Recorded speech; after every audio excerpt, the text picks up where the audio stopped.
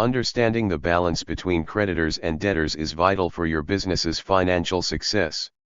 In a financial transaction, a creditor is the party to whom a debt is owed, while a debtor is the party who owes the debt. Essentially, a creditor lends or extends credit, and a debtor borrows or uses that credit. Key differences. Role: a creditor is the lender, and a debtor is the borrower. Obligation: a creditor is owed money, while a debtor owes money. Relationship: the creditor-debtor relationship is a fundamental aspect of financial transactions, where one party has a financial obligation to the other. Examples: if a bank lends money to an individual, the bank is the creditor, and the individual is the debtor. If a business sells goods on credit to a customer, the business is the creditor, and the customer is the debtor. In essence, the creditor is the one who provides the funds or goods on credit, and the debtor is the one who receives those funds or goods and is obligated to repay them. A creditor or lender is a party, example person, organization, company, or government, that has a claim on the services of a second party. It is a person or institution to whom money is owed. The first party, in general, has provided some property or service to the second party under the assumption, usually enforced by contract, that the second party will return an equivalent property and service. The second party is frequently called a debtor or borrower. The first party is called the creditor, which is the lender of property, service, or money. Creditors can be broadly divided into two categories, secured and unsecured. A secured creditor has a security or charge over some or all of the debtor's assets, to provide reassurance, thus to secure him, of ultimate repayment of the debt owed to him. This could be by way of, for example, a mortgage, where the property represents the security. An unsecured creditor does not have a charge over the debtor's assets. The term creditor is frequently used in the financial world, especially in reference to short-term loans, long-term bonds, and mortgage loans. In law, a person who has a money judgment entered in their favor by a court is called a judgment creditor. The term creditor derives from the notion of credit. Also, in modern America, credit refers to a rating which indicates the likelihood a borrower will pay back their loan. In earlier times, credit also referred to reputation or trustworthiness. Accounting classification. In accounting presentation, creditors are to be broken down into amounts falling due within 1 year or amounts falling due after more than 1 year. The financial statements presentation is this. Long-term liabilities, long-term creditors. Current liabilities, current creditors. Rights. Creditors' rights are the procedural provisions designed to protect the ability of creditors, persons who are owed money, to collect the money that they are owed.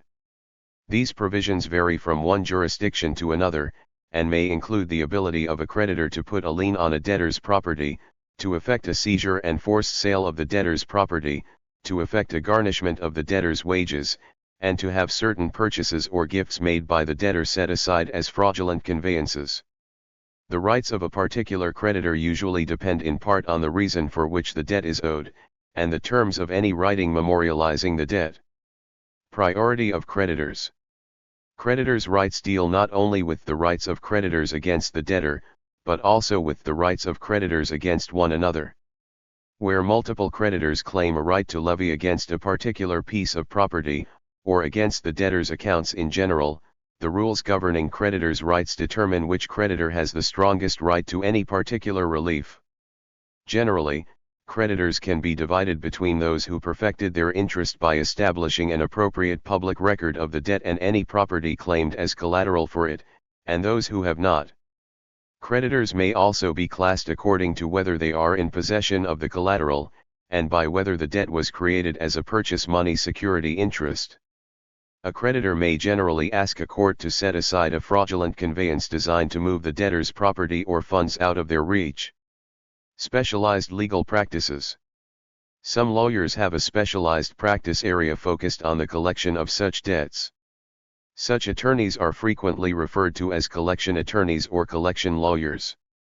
Attorneys who practice in the area of creditors' rights perform one or all of the following. File lawsuits and using other legal collection techniques to collect consumer debts, i.e., debts owed by individuals. File lawsuits and using other legal collection techniques to collect commercial debts, i.e., debts owed by businesses. Represent creditors' interests in a bankruptcy proceeding. Foreclose on homes or commercial real estate if the purchaser defaults on payment. Recover, or replace secured goods, example automobiles, if the purchaser defaults on payment. Creditors' powers during insolvency. In the UK, once an individual voluntary arrangement, EVA, has been applied for, and is in place through the courts, creditors are prevented from making direct contact under the terms of the EVA. All ongoing correspondence of an EVA must first go through the appointed insolvency practitioner. The creditors will begin to deal with the insolvency practitioner and readily accept annual reports when submitted. Under the Companies Act 2006, a company's creditors may apply to the court for an order summoning a meeting of the creditors or some of the creditors who fall into a specific category, in order to consider a compromise or arrangement between the company and its creditors. If a majority representing 75% in value of the creditors or class of creditors present and voting either in person or by proxy at the meeting agree a compromise, the meeting may apply to the court for the compromise to be enforced.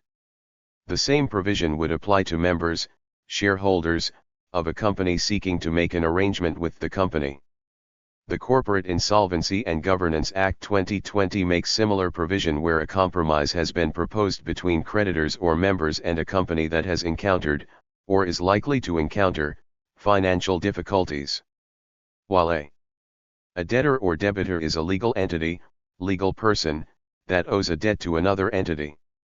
The entity may be an individual, a firm, a government, a company or other legal person.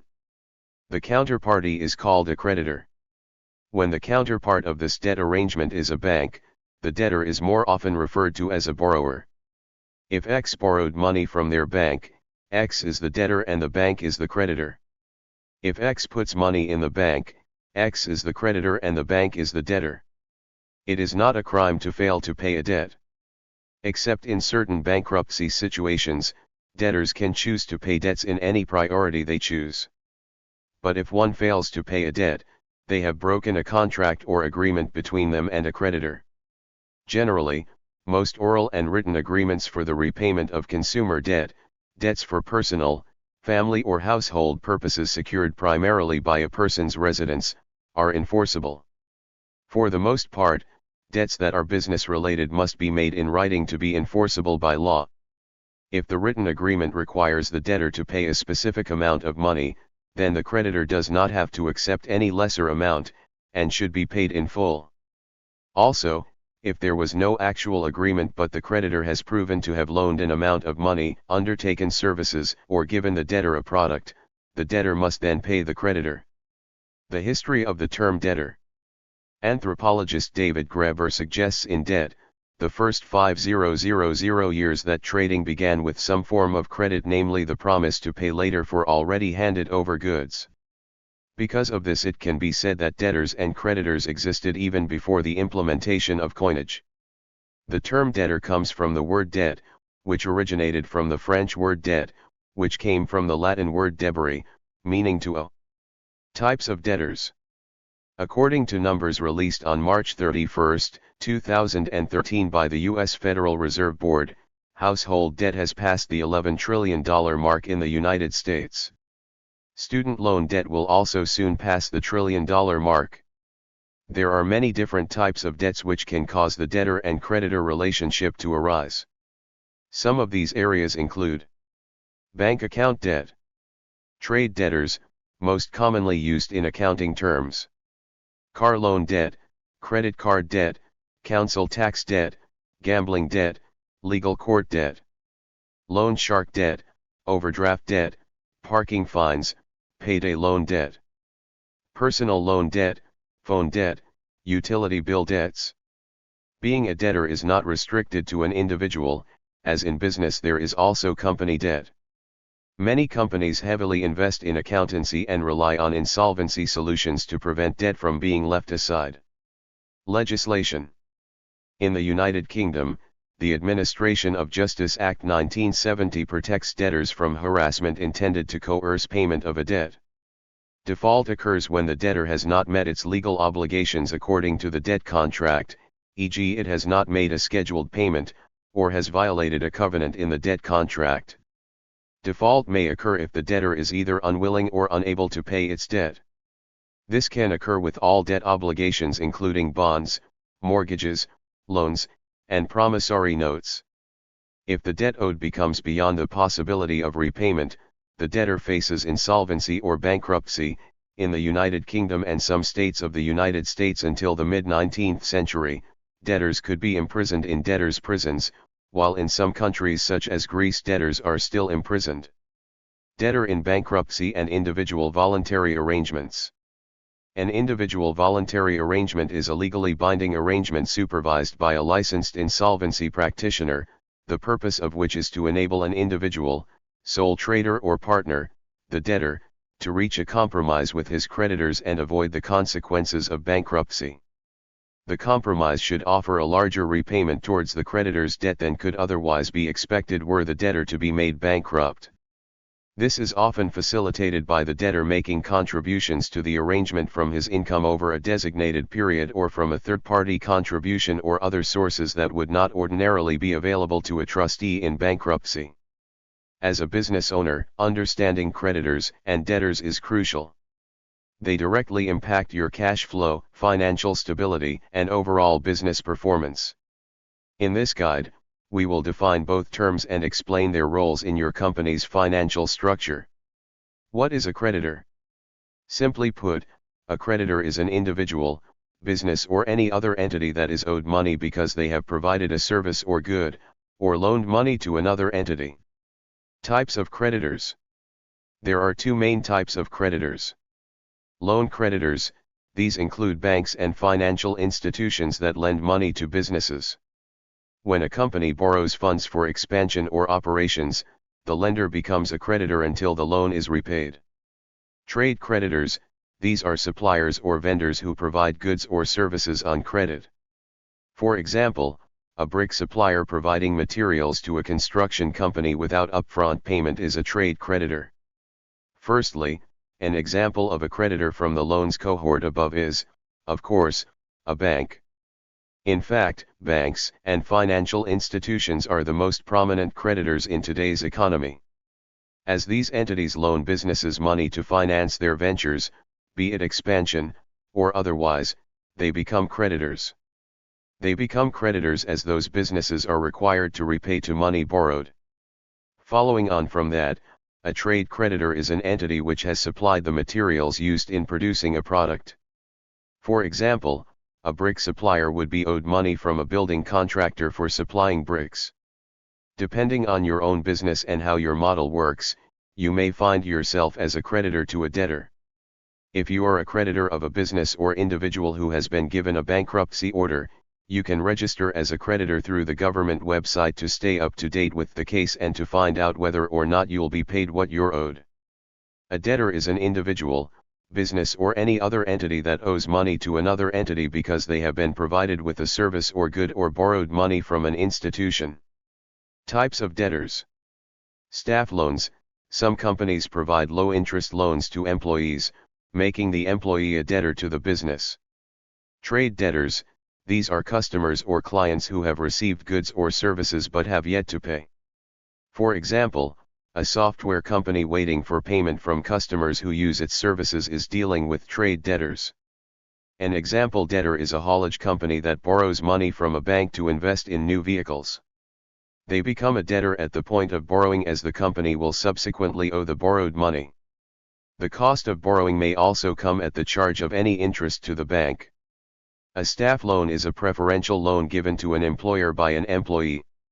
Usually, the interest on said loan is lower than the specified interest rate in financial institutions. Meanwhile, an example of a trade debtor is a software service provider who hasn't been paid by their customers yet. Therefore, the software service provider is owed money. Being a debtor in business. Most businesses operate as both debtors and creditors. For instance, a company might owe money to suppliers, acting as a debtor, while being owed money by customers, acting as a creditor. Debtors and creditors in small business accounting. Customers who do not pay for products or services upfront, for example, are debtors to your business, which serves as the creditor in this scenario. Similarly, you are in debt to your suppliers if they have provided you with goods which you are yet to pay for in full. The relationship between the two terms is important, particularly in the case of small businesses, as they affect assets and liabilities on your balance sheet, therefore impacting your business's cash flow. Customers who purchase on credit are debtors, while suppliers who extend payment terms are creditors. These relationships affect your businesses assets and liabilities. Unpaid invoices from debtors are considered assets, whereas money owed to creditors is a liability. Cash flow.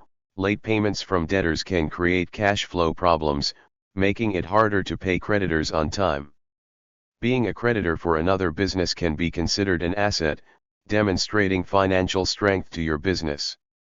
Whilst, on the other hand, excessive debt counts as a liability. Striking the sweet spot between these is where many businesses operate successfully. However, failure to do so can see many businesses come to end as a result of cash flow issues. For small businesses, the balance between debtors and creditors is crucial. Example of debtors and creditors together.